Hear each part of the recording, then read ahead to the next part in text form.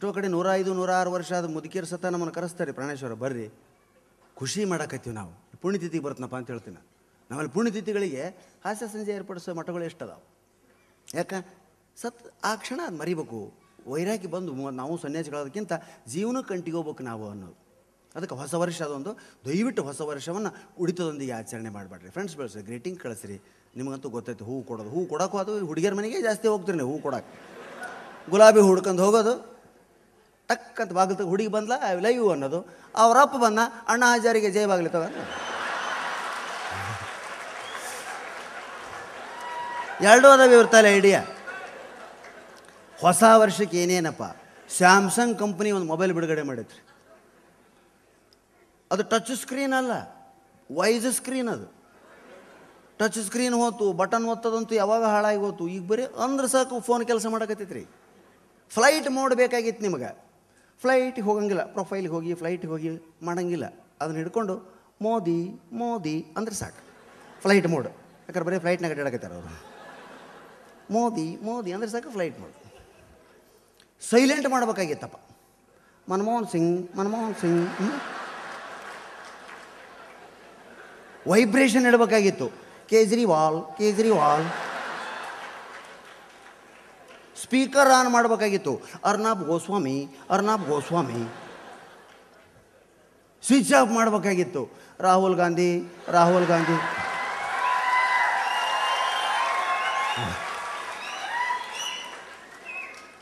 Coffee with Karan ಅಂತ ಒಂದು ಐತೆ ನೋಡಿ, ಕೇಳಿರೇನು? ಕಾಫಿ ವಿತ್ ಕರಣ್ ಅದೊಂದು ಸ್ಟಾರ್ ಪ್ಲಸ್ನಾಗ ಏನು ಬರ್ತಿತ್ತು. ಕಾಫಿ ಕೊಡ್ಕೊಂತ ಮಾತಾಡೋದು. ಹಂಗೆ ಬೇರೆ ಬೇರೆಯವ್ರು ಮಾಡಕತ್ತಾರೆ ಈಗ. ಏನು? ಸೆರಿಲ್ಯಾಕ್ ವಿತ್ ರಾಹುಲ್ ಗಾಂಧಿ,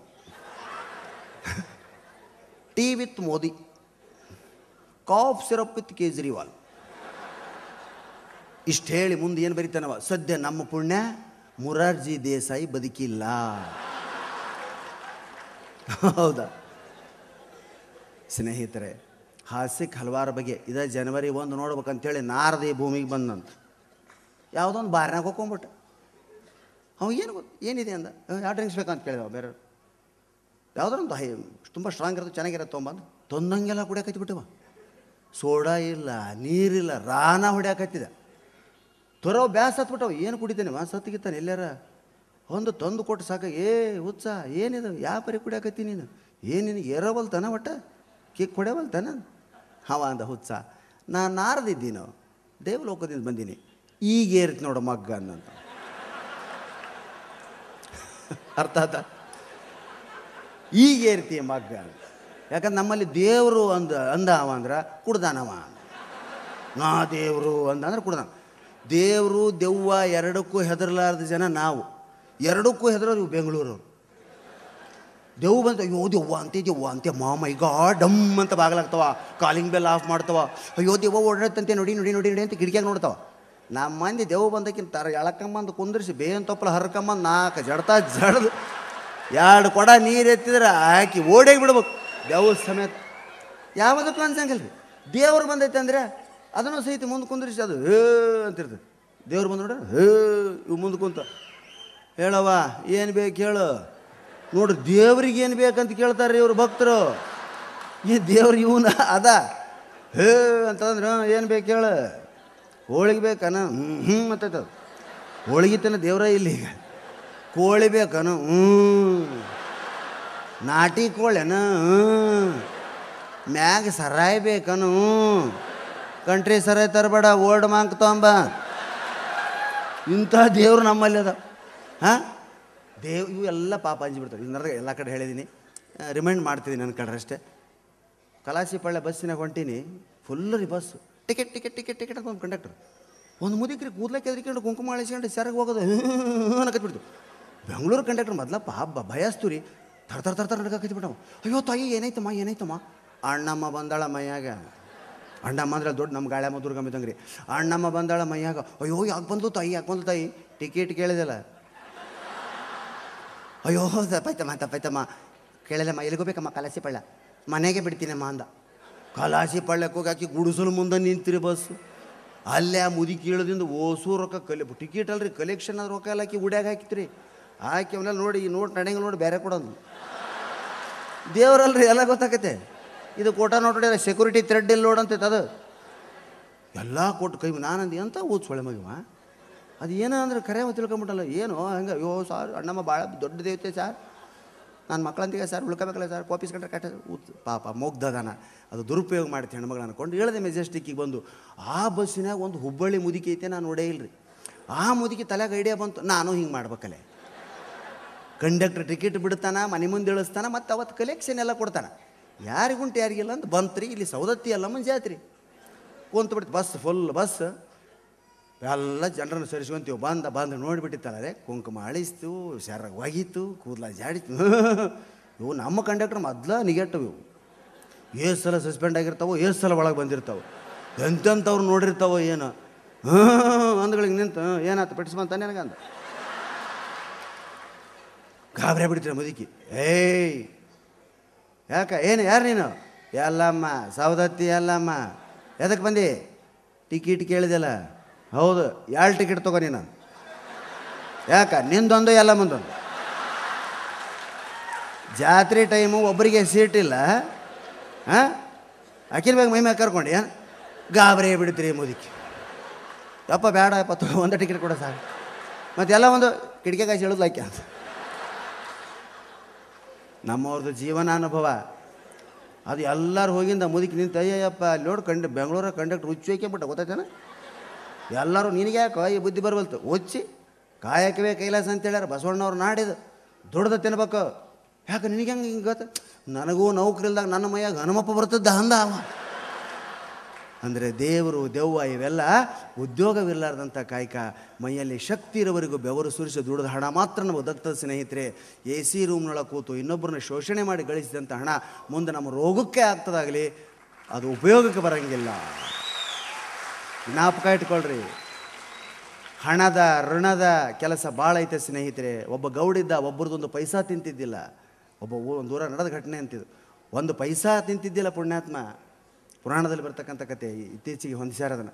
ಒಂದು ಪೈಸಾ ತಿಂತಿದ್ದಿಲ್ಲ, ಸತ್ತ. ದಿನಾ ಮನ್ಯಾಗ ದಾಸೋಹ, ಊಟ, ಹುಡುಗಿ, ಯಾರು ಬಂದರೂ ಇಲ್ಲ ಅಂತಿದ್ದಿಲ್ಲ.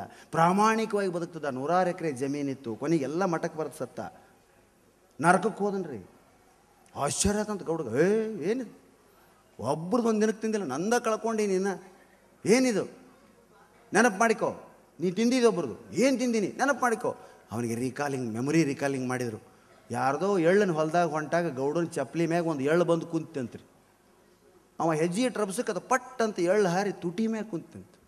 ತುಟಿ ಮ್ಯಾಗ ಕುಂತೈತಿ ಬಿಡು, ಏನಂತ ಹಂಗೆ ಹಿಂಗೆ ತಿಂದುಬಿಟ್ಟಿದ್ದಾವ. ಲೆಕ್ಕಿತ್ತಲ್ಲೇ ಏನೋ ಒಂದು ಎಳ್ಳು ತಿಂದಿದ್ದಕ್ಕೆ. ಹೌದು, ಒಂದು ಎಳ್ಳು ತಿಂದಿದ್ದಕ್ಕೆ ಆ ಹೊಲ ಯಾರ್ದೋ ಅವ್ರ ಹೊಲದಾಗ 12 ವರ್ಷ ಎತ್ತಾಗಿ ಮತ್ತೆ ಹುಟ್ಟುವಂಥ ಭೂಮಿ ಕಳಿಸಿದಂಥ ಭಗವಂತ. ಒಂದು ಎಳ್ಳಿಗೆ 12 ವರ್ಷ ಸಂಬಂಧಪಟ್ಟವ್ರ ಹೊಲದಾಗ ಎತ್ತಾಗಿ ನೀವು ಹುಟ್ಟುತ್ತೀರಿ ಅಂದ್ರೆ, ನಾವು ತಿನ್ನೋದು ಲೆಕ್ಕ ಹಾಕಿದ್ರೆ ಇನ್ನು ಏಸು ಜನ್ಮ ಏನೇನಾಗಿ ಎತ್ತಬೇಕೋ ಗೊತ್ತಿಲ್ಲ ನಾವು.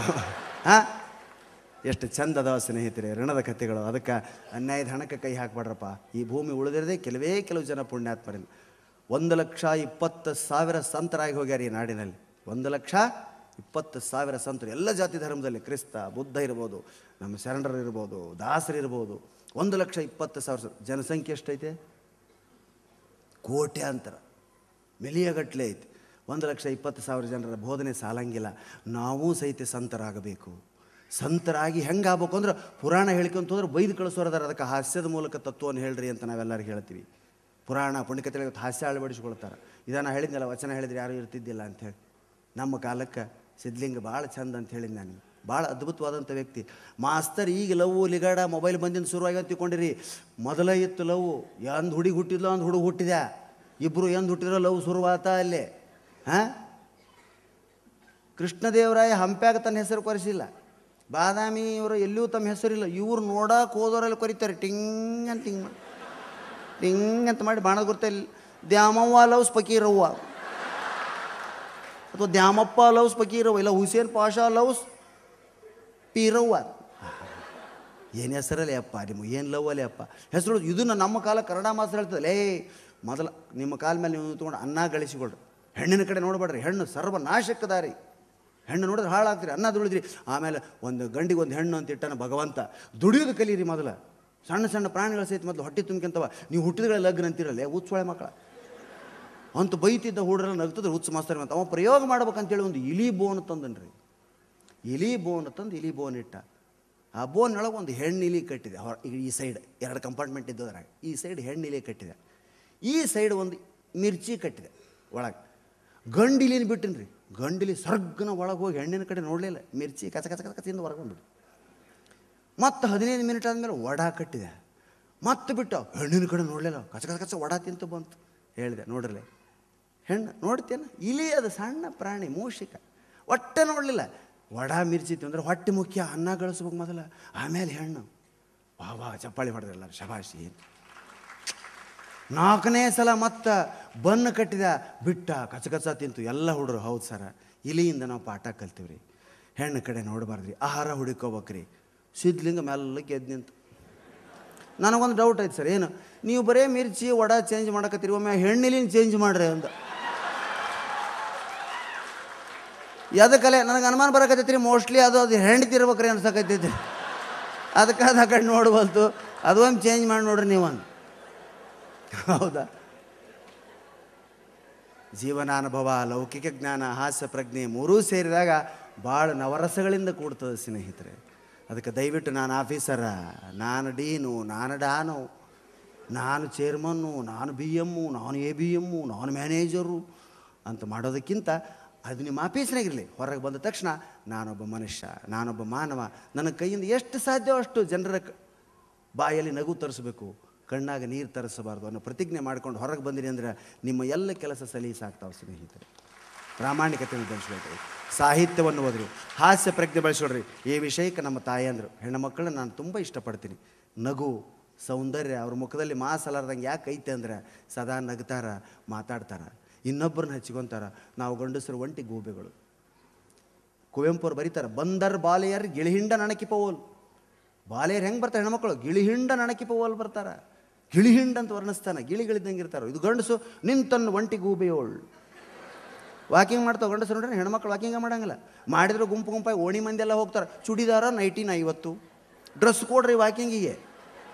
ಇವತ್ತೆಲ್ಲರೂ ಚುಡಿದಾರಮ್ಮ, ನಾನು ನೈಟಿ, ನೀನು ಸೀರೆ ಅಂತ ಬೇಡ, ಎಲ್ಲರೂ ಸೀರೆಯಲ್ಲಿ ಒಂದು ದಿವಸ, ನೈಟಿಲಿ ಒಂದು ದಿವಸ, ಚುಡಿದಾರ ಮಾತಾಡ್ಕೊಂಡು ಗುಂಪು ಗುಂಪಾಗಿ ಹೋಗ್ತಾರೆ ಸ್ನೇಹಜೀವಿಗಳು. ಇದು ಒಂದು ವಾಕಿಂಗ್ ಮಾಡ್ತಿರ್ತಾರೆ, ಹಿಂಗೆ 9 ಆದ್ರೆ ಮನೆಗೆ ಹೋಗಂಗಿಲ್ಲ. ಯಾಕೆ ರೇ ಪಾಟೀಲ್ರ ಇನ್ನೂ ಗ್ರೌಂಡ್ ಆಗದಿರಲ್ಲ? ಏನೈತ್ರಿ ಮನೆ ಎಲ್ಲ ಹಾಕಿದ, ನಮ್ದೆಲ್ಲ ಪುಂಗಿ ಬಂದಾಗೈತಿ. ಹಾಂ, 50-40 ಆತು ಅಂದ್ರೆ ನಾವು ಗಂಡಸರು ಉತ್ಸಾಹವನ್ನು ಕಳ್ಕೊಳ್ಳೋದಕ್ಕೆ ಹತ್ತೀವಿ. ಆಗ ಹೆಣ್ಮಕ್ಳು ದಿನಕ್ಕೆ ದಿನ ಹೆಂಗೆ ಆಗ್ತಾರೆ? ಹಾಂ, ನೋಡ್ರಿ ಅವ್ರನ್ನ, ಅವ್ರ ಮುಖದಲ್ಲಿ ನಮ್ಮ ಮುಖದಾಗ ಎಂಥ ಕಳೆ ಐತಿ. ಈಗ ನೋಡ್ಬೇಡ್ರಿ ಆಮೇಲೆ. ಅವರಿಂದ ನಾವು ಭಾಳ ಕಲಿಬೇಕಾಗೈತಿ ಅಂತ ಹೇಳ್ತಾ ಅದ್ಭುತವಾದಂಥ ಈ ಕಾರ್ಯಕ್ರಮ